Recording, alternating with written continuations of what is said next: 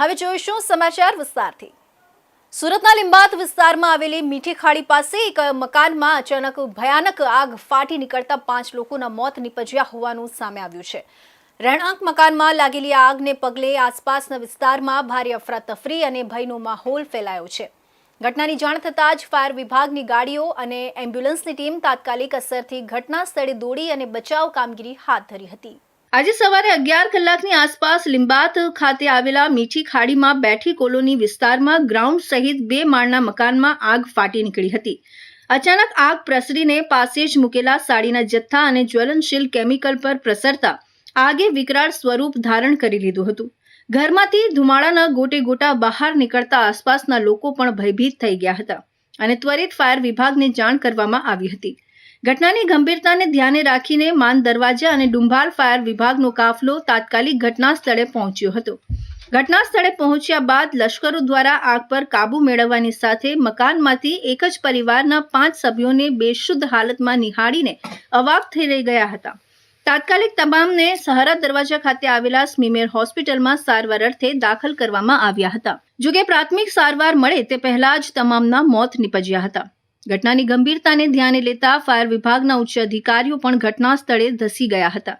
મૃતકોમાં 65 વર્ષીય શહેનાઝ બેગમ અબ્દુલ કલામ અંસારી, 18 વર્ષીય હુસ્ના બેગમ અબ્દુલ કલામ અંસારી અને 28 વર્ષીય શબીના રમઝાન અલી અંસારી તથા 19 વર્ષીય ખુશનુમા અબ્દુલ અંસારી સહિત માત્ર 4 વર્ષીય માસૂમ સુભાન રમઝાન અલી અંસારીનો સમાવેશ થાય છે। ઘટનાને પગલે આસપાસના લોકો મોટી સંખ્યામાં ઘટના સ્થળે ધસી આવ્યા હતા અને એક જ પરિવારના 5 સભ્યોના મોતને પગલે સમગ્ર વિસ્તારમાં પણ અરેરાટી પ્રસરી જવા પામી હતી।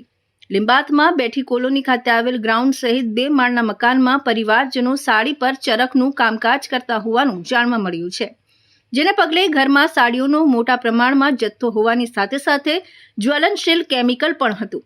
આ સાડીના જથ્થા અને કેમિકલ સુધી આગ પ્રસરતા જ આખું ઘર ગણતરીના સમયમાં ચપેટમાં આવી ગયું હતું અને પરિવારના તમામ સભ્યો કંઈક સમજે વિચારે તે પહેલા જ તેઓ કાળનો ભોગ બન્યા હોવાનું જાણવા મળે છે।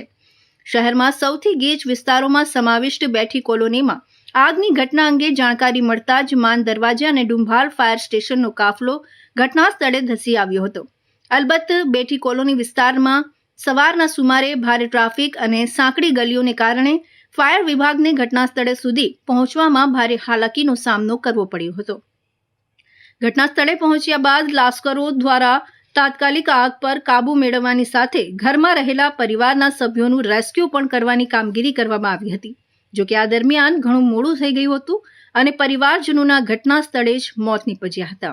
એક રહેણાંક વિસ્તારમાં સાડીઓના વર્ક કરવાથી જે ઘરમાં આગ લાગી છે આ ખૂબ દુઃખદનીય ઘટના છે। આ ઘટનાને અંતર્ગત પરિવારમાંથી લગભગ 4 થી 5 લોકોને પોતાની જાન ગુમાવે છે એવી ખબર ફાયરના ઓફિસરથી મળી રહી છે, ત્યારે ખૂબ દુઃખદનીય ઘટના છે। હું 10 બાય 20ના રૂમમાં રહેતા લોકોએ 10 ટન જેટલા માલ પુરાવીને પોતાના પરિવારજનની જાન જોખમમાં રાખી આ ખૂબ દુઃખદનીય ઘટના છે। આ આગેલી લાગથી નહીં પરંતુ ધુમાડાથી જ લોકો પોતાના સ્વજનને ગુમાવે છે, આ ખૂબ દુઃખદનીય ઘટના છે।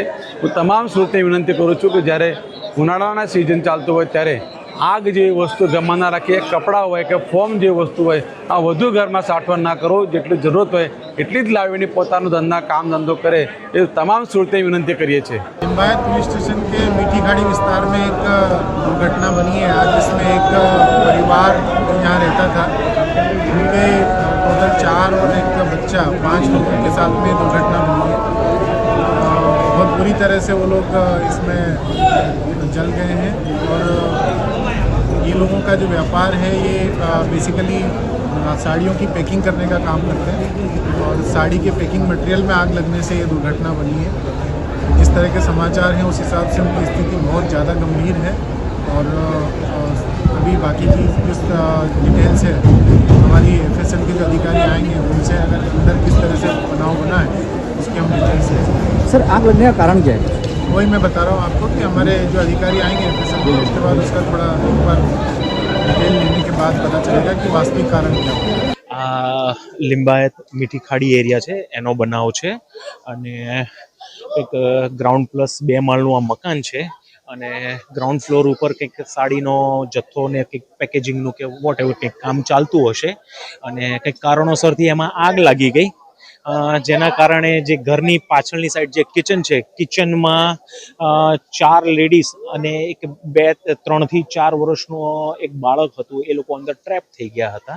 અને જ્યારે સ્પોટ ઉપર ગાડીઓ પહોંચી ત્યારે વિપુલ પ્રમાણમાં આગ હતી, તેમજ ધુમાડો પુષ્કળ હતો, એટલે વિઝિબિલિટી 0 હતી. પણ એની હાવ આપણે અંદર એન્ટ્રી લઈને ફાયર ફાઇટિંગ કરીને આ 4 બોડીને આપણે રિકવર કરીએ છીએ ને જેમને આપણે સ્મીમેર મેડિકલ કોલેજમાં શિફ્ટ કરેલા છે.